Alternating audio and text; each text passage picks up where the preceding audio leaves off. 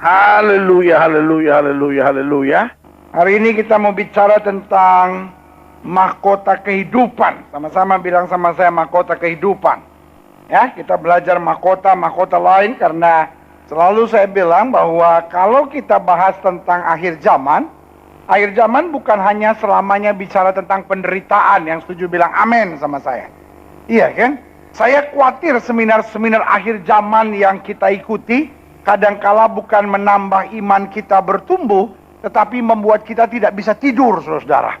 Ya kan? Nanti ada ular kepala 10, ya kan? Ada naga bertanduk 7, ya kan? Sehingga ada orang bilang sama saya gini, pendeta, kenapa ya pendeta? Semenjak saya ikut beberapa seminar akhir zaman pendeta, sekarang saya suka mimpi buruk. Saya jadi bingung, harusnya seminar akhir zaman membuat iman bertumbuh, tapi ini mendatangkan mimpi buruk. Nah, saudaraku yang kasih dalam Tuhan, yang saya mau tegaskan buat siap saudara, berita tentang akhir zaman menyenangkan. Yang setuju bilang amin sama saya. Amin. Karena itu penyingkapan rahasia. For the righteous nothing come by surprise. Kata Alkitab, buat orang-orang benar tidak ada yang mengejutkan. Karena Tuhan membongkar segala sesuatunya untuk mendatangkan damai sejahtera. Sama-sama bilang sama saya, damai sejahtera. Amin. Sehingga kita tahu betul ada tantangan. Kita tahu betul ada ujian. Kita tahu betul iblis sama seperti singa yang berkeliling. Kita harus membahasnya seimbang. Di satu sisi iblis memang berkeliling seperti singa. Iya kan? Bahkan dalam Wahyu dikatakan iblis itu seperti apa? Naga yang mau menerkam. Iya kan? Tetapi berita yang terbaiknya adalah bahwa kemenangan dan mahkota disediakan buat kita. Berikan tepuk tangan yang meriah buat Tuhan. Sehingga saya mau setiap saudara pulang dari seminar akhir zaman, pulang dengan api yang menyala, pulang dengan semangat yang membara, pulang dengan sukacita yang berlimpah, sambil kita mengetahui di depan saya ada tantangan. Tetapi di atas sana ada Tuhan yang menyediakan mahkota buat saya. Haleluya. Yakobus pasal 1 ayat 12. Dikatakan apa di situ? Berbahagialah. Sama-sama bilang sama saya orang yang berbahagia. Amin. Berbahagia orang yang bertahan dalam pencobaan. Bagaimana kalau kita bisa bahagia? Alkitab menjelaskan, orang yang bahagia bukan orang yang tidak menghadapi pencobaan. Orang bahagia bukan orang yang tidak menghadapi masalah. Tapi orang bahagia adalah orang yang bisa apa? Sama-sama bilang sama saya, bisa bertahan. Sama-sama bilang sama saya, bisa bertahan. Semua ibu-ibu bilang sama saya harus bisa bertahan. Amin. Kalau ada masalah sama suami, jangan minta cerai. Amin. Kalau ada masalah di pelayanan, jangan minta mundur. Tetapi bertahan. Karena kita tahu Tuhan tidak pernah beri batu untuk anak-anaknya minta roti. Berikan tepuk tangan yang meriah buat Tuhan. Berbahagia orang yang bertahan dalam pencobaan. Semua bapak-bapak bilang sama saya harus bertahan. Jangan cepat putus asa, Pak. Jangan cepat kecewa, Pak. Jangan cepat emosi. Bertahan. Karena di balik segala duka cita kita, selalu ada kepastian kemuliaan yang Tuhan janjikan. Amin. Anak-anak muda sama-sama bilang sama saya harus bertahan. Bujuk rayu dunia tambah menakutkan. Tapi kita bertahan karena janji Tuhan ya dan amin. Sebab apabila ia sudah tahan uji, waduh, ini dia ini. Di akhir zaman ada banyak ujian. Kenapa ada banyak ujian? Karena ada pemisahan antara lalang dan gandum, betul? Iya kan? Tetapi Alkitab bilang apa? Apabila ia sudah tahan uji, ia akan menerima mahkota kehidupan yang dijanjikan Allah kepada barang siapa yang apa? Mengasihi dia. Berarti sekarang Yakobus membongkar rahasianya. Bagaimana kita bisa bertahan, yaitu kalau kita mengasihi Tuhan. Amin. Jadi kita bertahan itu bukan ya udah ada masalah, sabar, insya Allah masih ada mahkota. No. Kita bertahan bukan dengan proses hidup tertekan begitu, tetapi kita bertahan karena kita tahu kita mengasihi dia, dia beserta kita, dia tidak pernah meninggalkan kita. Dan setiap kali kita lakukan hal yang benar, dia memandang kita dengan senyuman dan kekuatan yang luar biasa. Berikan tepuk tangan yang meriah. Amin. Iya kan? Orang buat apapun untuk orang yang dia cintai, itu akan selalu dengan tersenyum. Amin. Pokoknya kalau saudara lihat anak saudara, nggak ada angin, nggak ada hujan, senyum sendiri, itu berarti udah mulai jatuh cinta. Bu, itu juga mesti sign buat ibu. Kalau suami ibu nggak ada apa-apa, tiba-tiba senyum-senyum sendiri, ya kan? Ya, itu salah satu. Itu ada gangguan. Iya, atau dia lagi jatuh cinta. Pokoknya, lihat deh, orang kalau terima telepon, nggak kedengeran. Orang kalau terima-terima gini, apa kabar? Gimana? Oh ya, itu biasa. Nggak usah dicurigai, nggak usah pakai. Siapa tuh? Nggak usah ditanya. Saya bingung, orang kalau jatuh cinta, suaranya nggak kedengeran. Bener deh. Lu nggak percaya. Saya kan jadi pendeta udah 25 tahun lebih, saudara. Udah tahu itu, orang kalau jatuh cinta, ngomong nggak kedengeran. Saya nggak tahu dia ngomong atau enggak. Tapi yang pasti nggak kedengeran. Tapi kayaknya dia saling tahu, soalnya bisa lama tuh, bisa 2,5 jam, saudara. Itu kalau orang jatuh cinta. Tapi kalau orang udah hilang cinta, pendek. Dan udah nggak ada senyum. Makanya saya udah tahu, lihat orang angkat telepon 2 menit, gitu, langsung tutup lagi, pasti telepon bininya. Kalau telepon bininya mah gini nih bahasanya nih. Itu,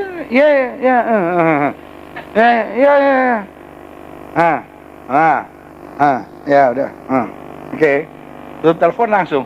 Pernah ku mencintaimu, tapi tak begini. Kau hianati cintaku, kau curangi aku.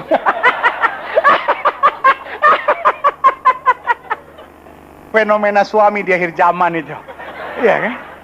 Jadi apabila seorang dicobai, ya kan? Janganlah ia berkata pencobaan ini apa? Datang dari Allah, sebab Allah tidak dapat dicobai oleh yang jahat. Dan ia sendiri tidak mencobai apa? Siapapun. Tapi tiap-tiap orang dicobai oleh apa? Keinginan sendiri. Memang lu yang kepengen. Karena ia diseret dan apa? Dipikir olehnya. Dan apabila keinginan itu telah dibuahi, repotnya ia akan melahirkan apa? Dosa. Dan apabila dosa itu sudah matang, ia melahirkan apa? Maut. Iya kan? Jadi kita nggak bisa selalu salahkan nasib, salahkan keadaan. Oh ini Tuhan, no. Seringkali persoalannya it's not about God, it's about us. Ya kan, ayat 16. Saudara-saudara yang kukasihi, jangan sesat. Ayat 17, ini rahasianya. Iya kan, ini yang saya bilang rumus imannya. Setiap pemberian yang baik dan setiap anugerah yang sempurna datangnya dari apa? Atas, diturunkan dari Bapa segala terang. Padanya tidak ada perubahan atau bayangan karena apa? Pertukaran, nothing change. Allah saya tidak pernah berubah. Selalu yang dia sediakan yang terbaik. Jadi rancangan Allah itu nggak pernah berubah. Padanya tidak pernah ada pertukaran. Selalu yang terbaik, selalu yang terindah, dan selalu yang mendatangkan apa? Damai, sejahtera. Yang setuju bilang amin sama saya. Amin. Nah, ayat 18. Atas kehendaknya sendiri, ia telah menjadikan kita oleh firman kebenaran. Supaya kita pada tingkat yang tertentu. Amin. Itu yang minggu lalu saya coba jelaskan. Yaitu kemajuan. Sama-sama bilang sama saya kemajuan. Salah satunya yang Tuhan mau dalam hidup kita adalah kemajuan. Kemajuan apa yang saya jelaskan? Yang pertama, kemajuan dalam sikap dan karakter. Yang kedua, kemajuan dalam apa? Iman. Yang ketiga, kemajuan dalam apa? Kemajuan dalam prestasi. Iya kan? Nah, itu yang Alkitab bilang pada tingkat yang tertentu, artinya ada target Allah. Bahwa Allah nggak mau saudara begini-begini saja. Amin. Allah mau iman saudara bertumbuh. Makanya selalu saya bilang, saudara prajurit. Prajurit itu nggak akan ada prajurit yang masuk tentara kopral sampai dia kemudian pensiun tetap kopral. Itu prajurit goblok, saudara-saudara. Iya kan? Yang namanya prajurit masuknya kopral. Tapi nanti lulus-lulusnya ya lumayan lah, kapten ke, apa ke, letnan ke, ada lah gitu ya kan. Masa masuk kopral berapa tahun yang lalu? 28 tahun yang lalu. Sekarang apa? Kopral. Iya kan? Astaga. Itu prajurit ada kendornya itu, saudara. Atas kehendaknya sendiri ia telah menjadikan kita oleh apa? Firman kebenaran. Supaya kita pada tingkat yang tertentu menjadi apa? Sama-sama bilang sama saya, anak sulung. Di antara semua apa?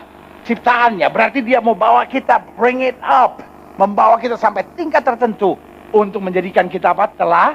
Teladan. Great. Nah, dalam pendahuluan saya tekankan begini.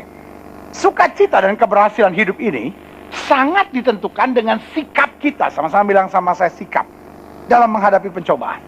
Karena suka atau tidak suka, setuju atau tidak setuju, mau atau tidak mau, siap atau tidak siap, muda atau tua, kaya atau biasa, setiap kita pasti menghadapi pencobaan dan tantangan hidup. Betul? Pernah tahu nggak, Pak, Ibu? Walaupun kau dekat sama Tuhan, aduh pendeta sekarang saya udah sungguh-sungguh pendeta, dulu saya berjina melulu orangnya, dulu hidupnya nggak bener, dulu kepala batu, dulu hidupnya, waduh bener-bener kacau dia pendeta, setan juga ngas ngeliat saya gitu. Bahasa apa lagi, ngas lihat saya gitu. Ya, setan juga ngeliat saya, aduh ini dia lebih setan dari gua nih katanya gitu kan. Tapi sekarang saya udah bertobat.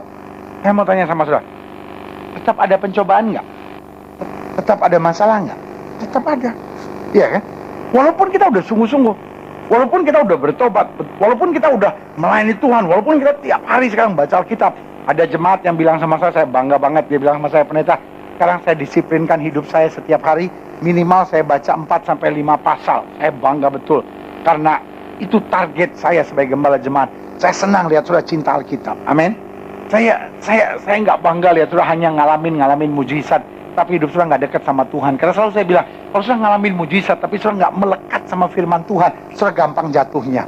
Tapi kalau saudara melekat sama firman Tuhan, mujizat pasti terjadi setiap hari dalam hidup saudara. Berikan tepuk tangan yang meriah buat Tuhan, amin. Iya kan? Saya khawatir, kenapa? Karena saudara dengar firman Tuhan, tapi nggak melekat pada firman Tuhan itu sendiri. Ketika badai datang, saudara cenderung gampang goyah.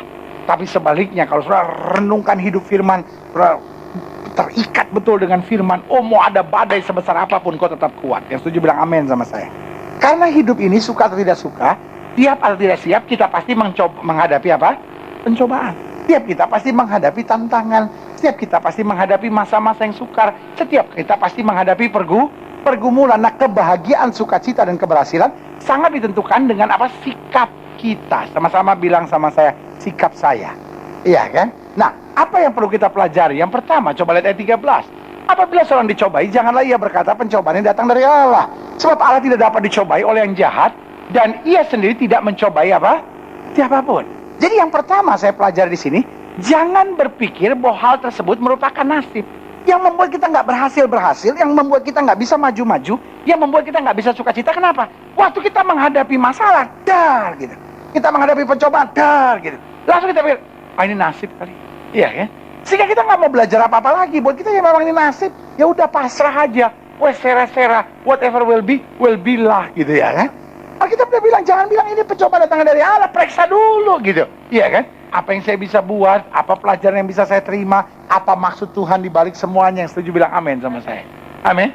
Kadang-kadang kita apa-apa nasib. Iya kan? Aduh, saya ditempeleng sama suami saya. Ya udahlah pendeta, ini nasib saya. Tapi kadang-kadang lunya yang cerewet. Iya kan? Kadang-kadang lunya kebangetan. Tapi kan suami nggak boleh begitu, lu bener nggak boleh. Iya kan? Tapi kadang-kadang lunya minta. Iya kan? Jadi kita juga mesti berubah juga gitu ya kan. Gak bisa, oh sini salah, sini salah. Iya kan. Jangan kita, ya pendeta, akhirnya rumah tangga saya cerai pendeta. Ini memang nasib kali pendeta. Bukan nasib. Kadang-kala saudaranya sendiri yang kadang-kala gak ngerti situasi hidupnya gitu. Saya gak mau belajar, aduh ini ada masalah ini. Aduh apa maksud Tuhan di balik semuanya gitu. Nah, jadi Alkitab mau ajarkan kita bahwa kalau kita mau berhasil dalam hidup ini, waktu menghadapi masalah, yang pertama kita belajar. Amin. Yang kedua kita koreksi diri. Dan yang ketiga, kita bangkit. Kita percaya penyertaan Tuhan akan memampukan saya menyelesaikan segalanya. Jangan pernah nyalahin keadaan, jangan pernah nyalahin orang lain, jangan pernah nyalahin Tuhan. Setiap masalah pasti ada jalan keluar. Yang setuju bilang amin sama saya. Right. Yang kedua, saya pelajari di sini 1 Korintus 10:13. Pencobaan-pencobaan yang kamu alami, saya senang istilah ini, ialah pencobaan-pencobaan yang apa? Biasa. Sama-sama bilang sama saya, problem is normal. Masalah itu normal, Bu. Lo nggak usah datang kepada saya, lalu datang sampai kayak dunia mau terbalik, lalu bilang, pendeta, saya ada masalah. Jawaban saya sederhana, sama saya juga.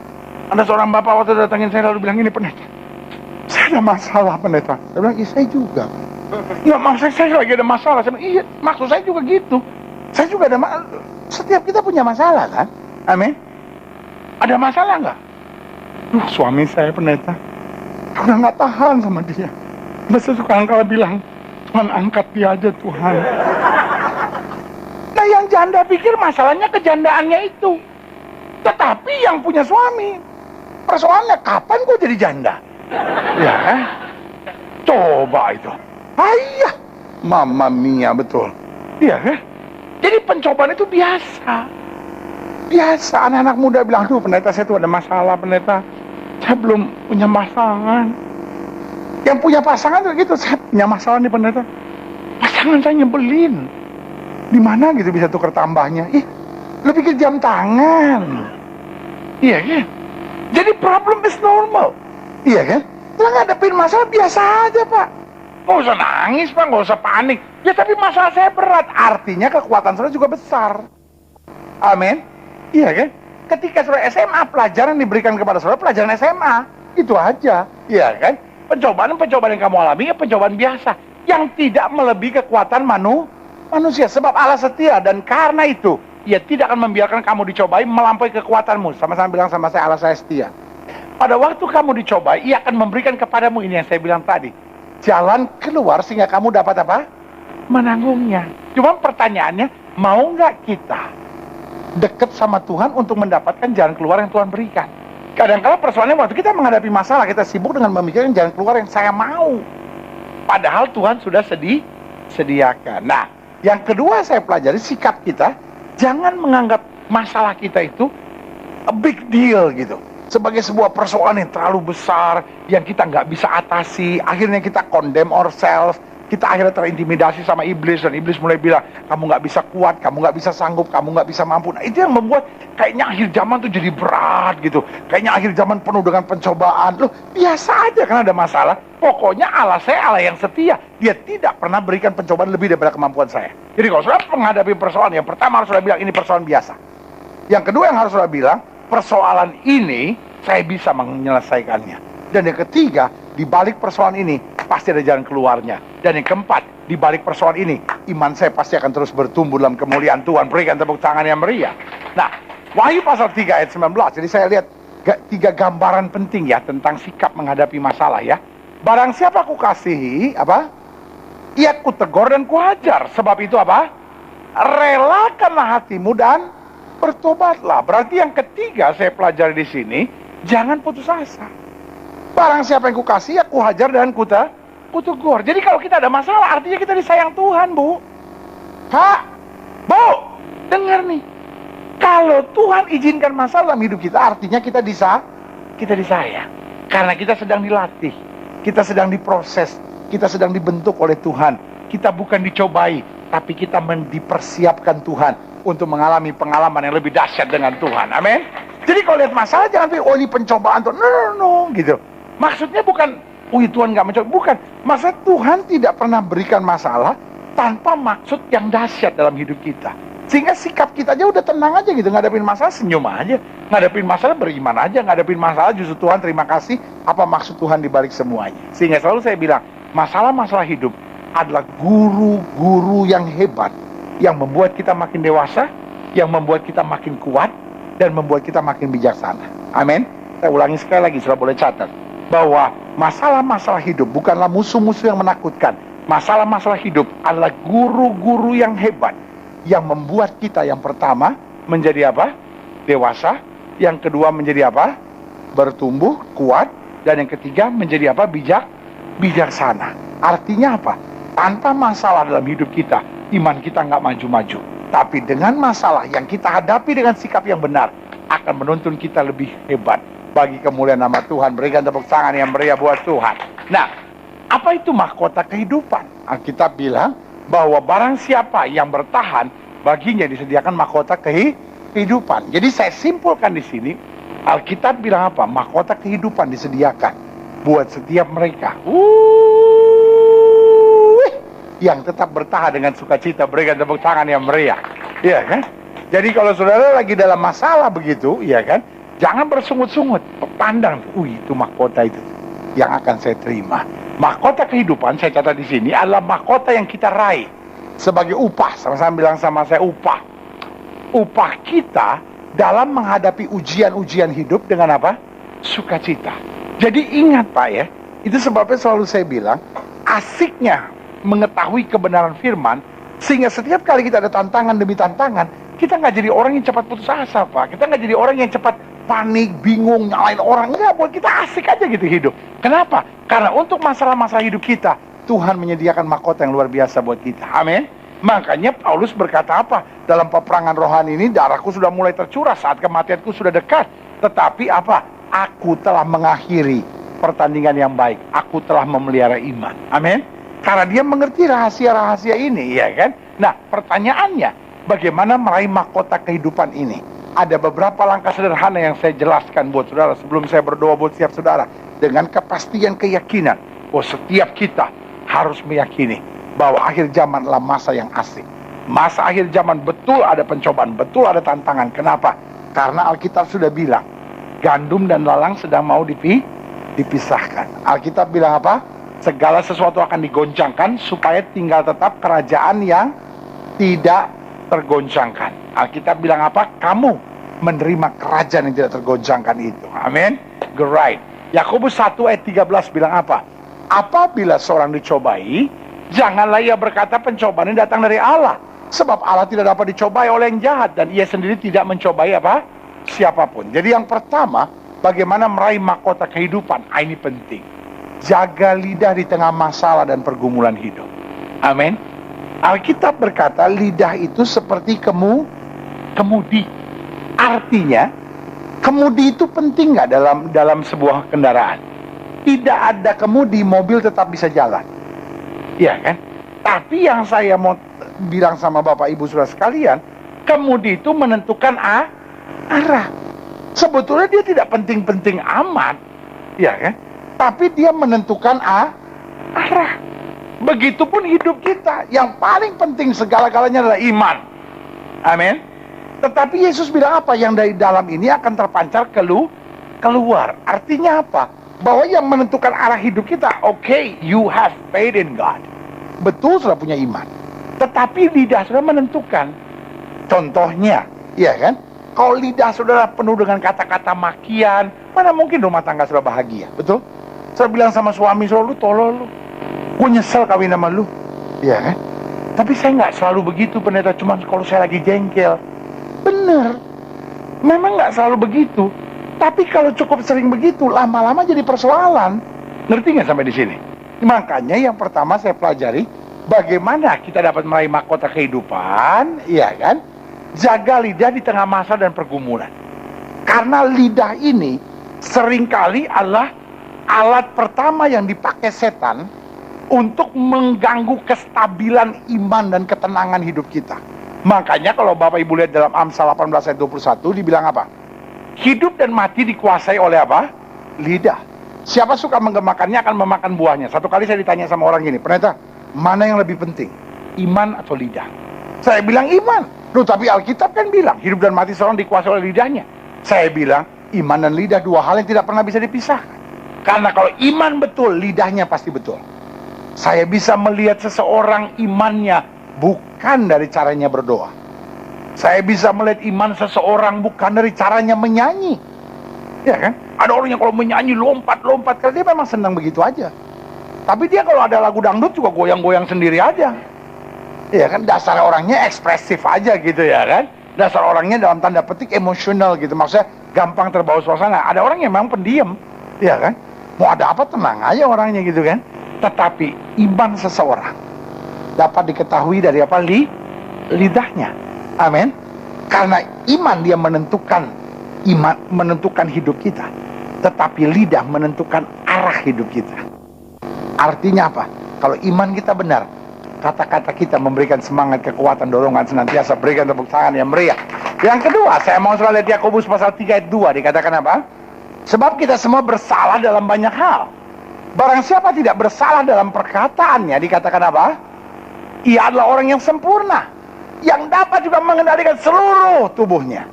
Artinya apa? Lidah dapat mengendalikan seluruh tubuh kita. Kalau kita bersungut-sungut, pantas kita rasa lemah. Kalau kita mengeluh terus, pantas kita rasa capek. Iya kan? Kalau kita selalu komplain untuk segala sesuatu, pantas kita rasa segala sesuatu dalam hidup kita terasa berat. Tapi sebaliknya, coba bangun pagi, mulai ucapkan perkataan iman. Hari ini saya percaya ada mujizat. Hari ini hari kemenangan. Hari ini hari kemuliaan. Hari ini hari di mana saya akan lihat perkara-perkara besar. Ketika sudah mulai speak faith, ketika sudah mulai ucapkan iman, sudah yang sakit udah didoain, sudah bangun pagi bilang oleh bilur Yesus saya sudah disembuhkan. Orang bilang kayak orang gila, oleh bilur Yesus saya sudah disembuhkan. Kayak orang gila, oleh bilur Yesus saya sudah disembuhkan. Minggu depan sembuh. Amin. Tahu nggak saudara? There is power in your mouth. Ada kuasa lewat perkataan kita. Yang setuju bilang amin. Amin. Biasakan diri, ucapkan kata-kata yang membangun. Kepada anak-anak saudara, speak to your problem, speak for your family, Biasakan katakan kata-kata yang baik buat keluarga saudara, dan dengan itu saudara melihat kemuliaan Tuhan. Amin. Right, ya kan? Yang ketiga, kalau kita bicara tentang jaga lidah, Amsal 10 ayat 18 sampai 19 dikatakan apa? Siapa menyembunyikan kebencian, dusta bibirnya. Siapa mengumpat adalah orang bebal. Ayat 19, di dalam banyak bicara pasti ada pelanggaran, tapi siapa yang menahan bibirnya berakal apa? Berakal budi. Jadi lihat, Bu, kadangkala Bu ya, Ibu harus menahan bibir. Pak, kadangkala Pak, untuk menyelesaikan masalah rumah tangga Pak, engkau harus menahan bibir. Anak-anak muda, kadangkala engkau harus menahan bibir. Artinya apa? Seringkali sebetulnya kita harusnya dapat mahkota, tapi karena kita tidak menahan bibir, akhirnya kita masuk dalam pencobaan yang begitu berat buat kita. Sampai sini sudah ngerti mau saya? Iya kan?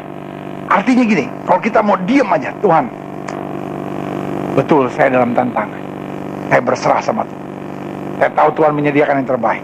Udah, waktu Yusuf difitnah sama istrinya Potifar, kira-kira ada nggak kepengen untuk ngomong? Bayangin ini tante-tante satu, genit setengah mati, tiba-tiba bilang, hamba Ibran yang kamu bawa ini hendak memperkosa aku. Saya ngebayangin hatinya Yusuf. Dia masih muda kan? Biasanya gejolak muda tuh kan pengen bela diri gitu. Yusuf pengen bilang, tante ada kaca nggak sih tante? Sayang waktu zaman itu belum ada BlackBerry. Kalau udah ada pasti udah direkam itu, udah difoto juga. Tante genitnya setengah mati. Tapi setelah gue yang kasih dalam Tuhan, dia diam. Saya bayangin dia diam itu, bibirnya mungkin gemeter gitu. Dan dia mesti tahan. Tapi dia belajar, ada cara menyelesaikan masalah yang terbaik. Harus belajar. Bukan jadi mendem, tetapi saya tahan karena saya tahu kalau saya nyelesain sendiri bisa parah. Tapi kalau Tuhan yang menyelesaikan, pasti jadi indah. Kasih tepuk tangan yang meriah buat Tuhan. Amin. Amsal 12 ayat 18 sampai 19 bilang apa? Ada orang yang lancang mulutnya. Nah itu dia.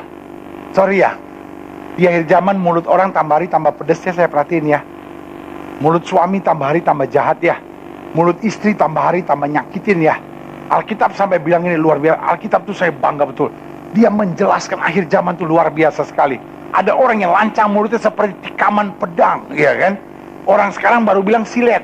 Pernah nggak saudara dengar gitu? Pendeta mulut dia pedas banget, pendeta. Kalau ngomong tuh di sini perih gitu pendeta. Seperti ada ujung silet. Cus, cus, cus. Alkitab udah bilang bentar lagi bukan cuma silet, tikaman pedang, ya kan?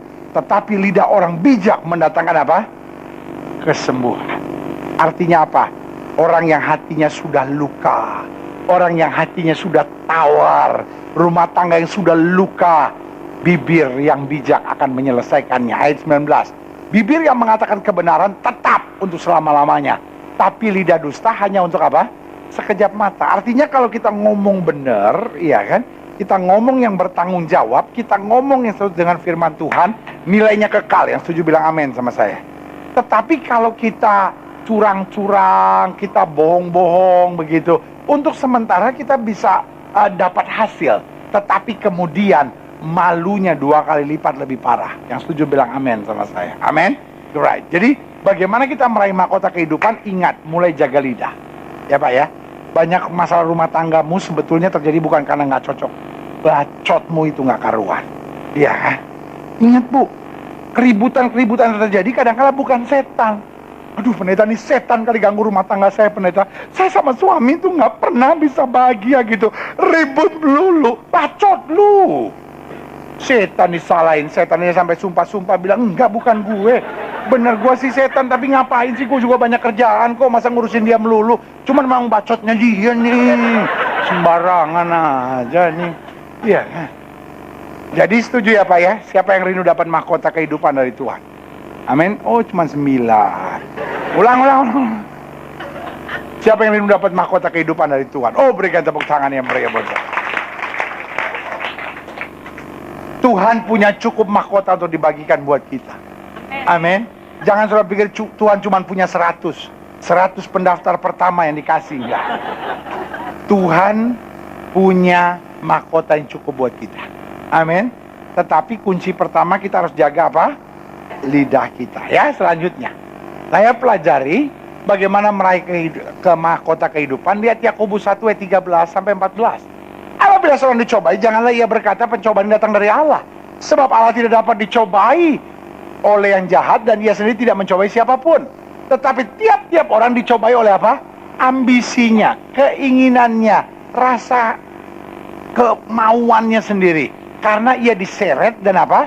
Dipikat olehnya. Jadi yang kedua, saya catat di sini, meraih mahkota kehidupan, sadar akan manfaat dari segala apa? Ujian. Jadi jangan sibuk dengan, aduh ini kenapa begini, siapa yang salah, kenapa begini, emosi. Tapi sadar apa manfaat segala ujian.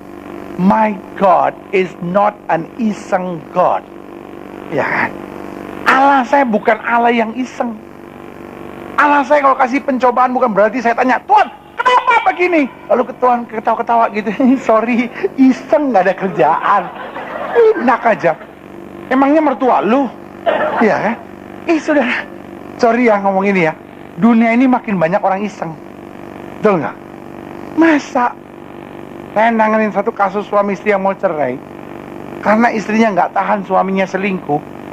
Saya tanya, Pak, sebetulnya Bapak masih cinta sama istri nggak? Nangis.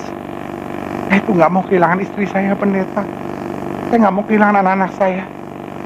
Mereka itu orang yang baik banget. Istri saya itu baik banget. Anak saya luar biasa, pendeta. Saya punya anak satu perempuan, satu laki. Dua-duanya baik banget sama saya. Saya juga nyesel ini semua terjadi. Saya bilang, Pak, kenapa berselingkuh dong? Ya mulanya sih iseng. Ih, bener, untung saya pendeta. Kalau saya orang dunia, gue tempeleng tuh orang bener-bener. Selingkuh, la ilaha illallah, iseng. Main futsal aja kalau iseng.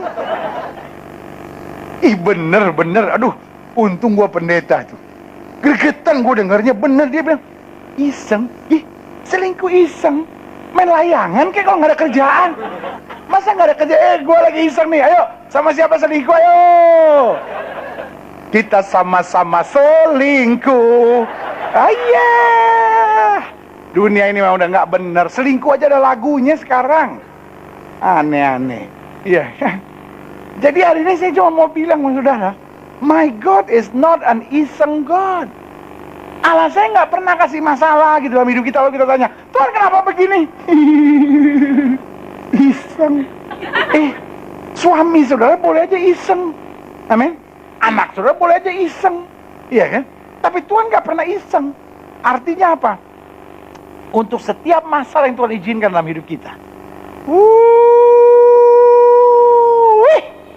untuk setiap masalah yang Tuhan izinkan, pasti ada manfaat yang terbaik buat kita. Kasih tepuk tangan yang meriah buat Tuhan. Alkitab bilang Tuhan tidak pernah beri batu kok untuk anak-anak yang minta roti. Berarti latihan keras kita di akhir zaman ini baik. Makanya saya tuntun setiap jemaat sekalian untuk memahami bahwa Tuhan sedang mencari prajurit. Sama-sama bilang sama saya, prajurit. Betul, kita anak Tuhan, segala sesuatu yang Tuhan sediakan. Amin. Betul, kita adalah mempelai Kristus yang semua kebutuhan kita sudah Tuhan tanggung jawab buat kita. Tetapi posisi hari ini kita sedang harus siapkan diri jadi prajurit Kristus. Yang setuju bilang amin sama saya. Amin. Makanya Roma pasal 5 ayat 3 sampai 5 bilang apa?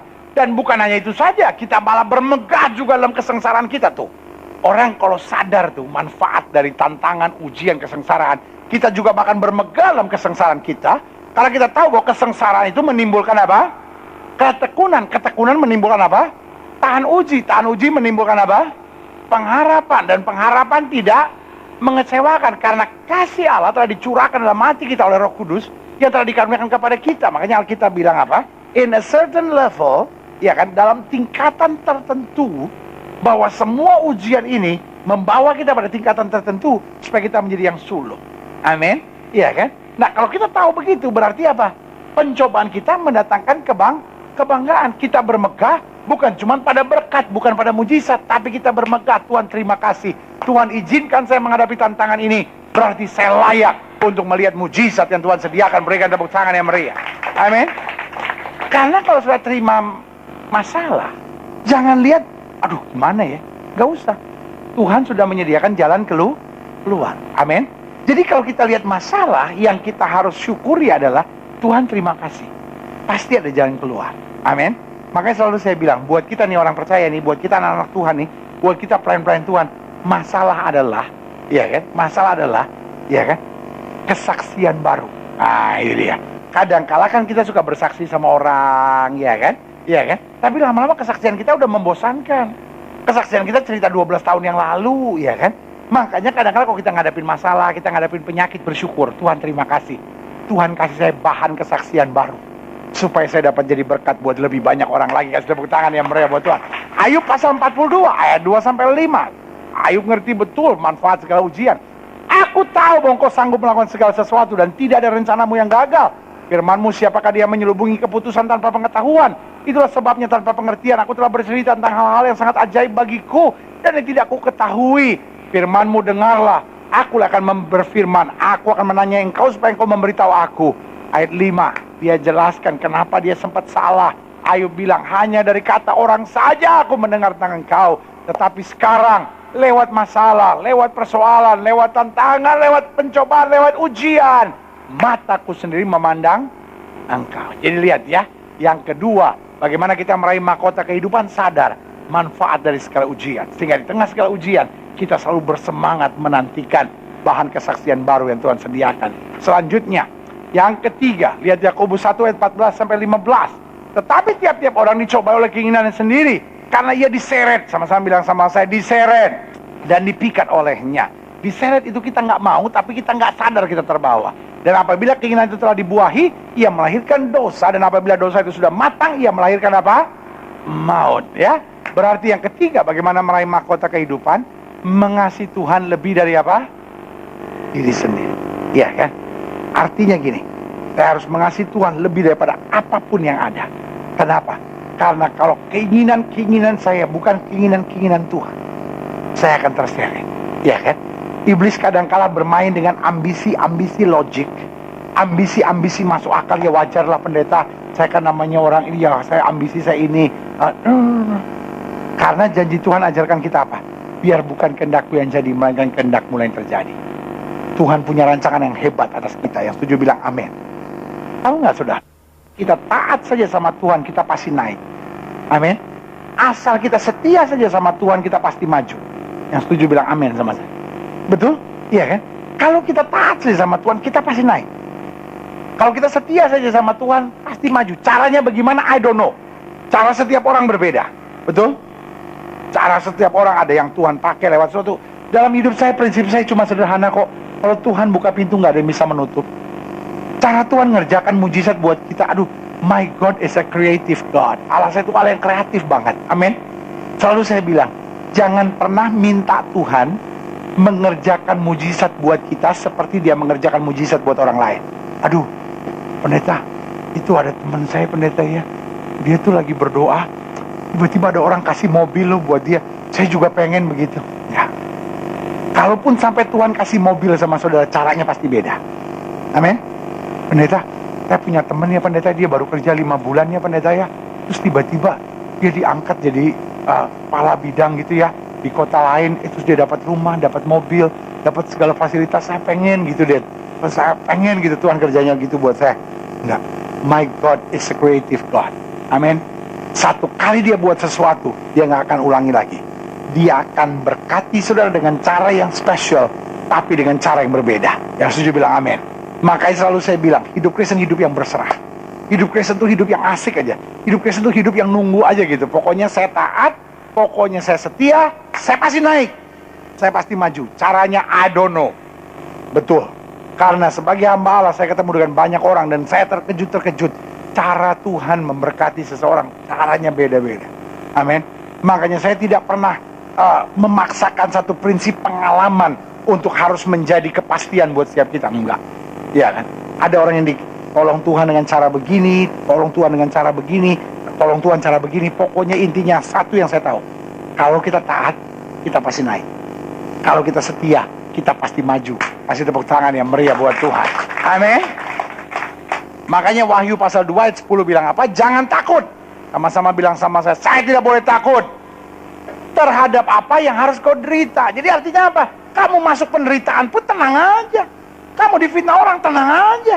Kamu menghadapi kesusahan, tenang aja. Lu gereja ini percaya, kita loh orang yang diberkati. Amin.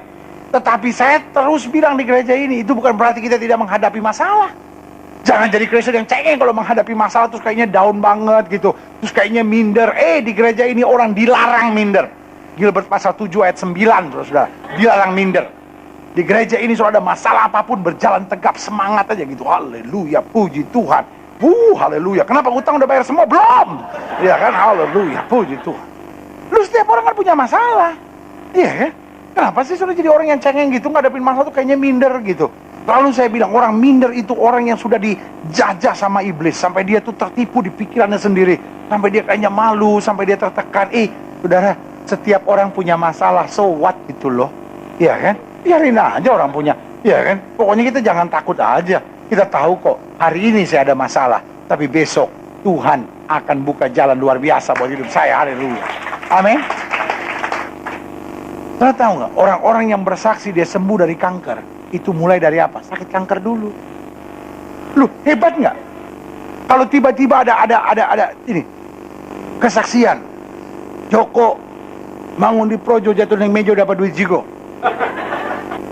sembuh dari kanker stadion bola. Nah, orang kanker stadium 4 di stadium bola, iya kan? Sembuh dari sakit kanker stadium 4. Hebat nggak kesaksiannya? Hebat.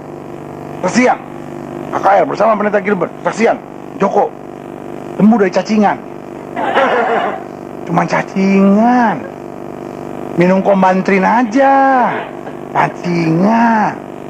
Aneh-aneh aja, cuma cacingan pakai bersaksi. Bukannya mantep, geli dengernya cacingan. Iya kan? Tapi kalau AKR bersama pendeta Gilbert, saksian Joko sembuh dari sakit kanker stadium 4. Joko sakit kanker stadium 4. Tuli, buta, bisu. Ya ilah, buat apa dia hidup itu orang? Udah tuli, buta, bisu, cacingan. Ya. Tapi saya mau jelasin buat saudara, kesaksiannya jadi hebat. Kenapa? Karena dia sudah lewati masalah-masalah yang hebat. Sesederhana itu aja. Makanya Alkitab bilang, jangan takut terhadap apa yang harus kau derita. Sesungguhnya iblis akan melemparkan beberapa orang dari antaramu ke dalam penjara supaya kamu dicobai. Dan kamu akan beroleh kesusahan selama 10 hari. Hendaklah kamu setia sampai mati. Dan aku akan mengaruniakan kepadamu apa? Mahkota kehidupan. Artinya apa? Kita tidak mengasihi nyawa kita sendiri. Karena Alkitab bilang apa? Markus 8 ayat 35. Siapa yang mau menyelamatkan nyawanya, ia akan kehilangan nyawanya. Barang siapa kehilangan nyawanya karena aku dan karena Injil, ia justru akan apa? Menyelamatkannya. Alkitab dalam bagian lain bilang apa? Orang yang rela kehilangan nyawanya justru akan mendapatkannya. Berikan tepuk tangan yang meriah buat Tuhan. Selanjutnya Yakobus 1 ayat 18. Atas kehendaknya sendiri ia telah menjadikan kita oleh firman kebenaran, supaya kita pada tingkatan tertentu menjadi anak sulung di antara semua ciptaannya. Berarti selanjutnya meraih mahkota kehidupan, sadar penciptaan dirinya. Apa itu penciptaan dirinya, pendeta? Bahwa kita dijadikan apa? Atas kehendaknya. Ia telah menjadikan kita oleh apa? Firman kebenaran, supaya pada tingkat tertentu menjadi anak sulung di antara semua ciptaan. Ada 3 kan? Yang pertama apa? Kita diciptakan atas kehendaknya. Lalu yang kedua, kita diciptakan oleh apa? Firman kebenaran. Lalu yang ketiga, kita diciptakan untuk masuk pada tingkat tertentu yang dikehendaki Allah. Amin. Jadi kita diciptakan atas kehendak Tuhan. Kita diciptakan dengan apa? Firman kebenaran. Amin. Dan yang ketiga, kita diciptakan untuk apa? Masuk dalam level ilahi. Ya kan? Makanya bagaimana meraih mahkota kehidupan? Yang keempat, sadar penciptaan diri kita spesial, unik, dahsyat, dan luar biasa. 1 Petrus pasal 1 ayat 23 bilang apa? Karena kamu telah dilahirkan kembali, bukan dari benih yang fana, tapi dari benih yang tidak fana oleh firman Allah yang hidup dan apa? Yang kekal. Artinya apa? Kita hidup bukan lagi dari daging, karena daging dan darah akan terus dipermainkan. Tapi kita hidup dengan kuasa firman.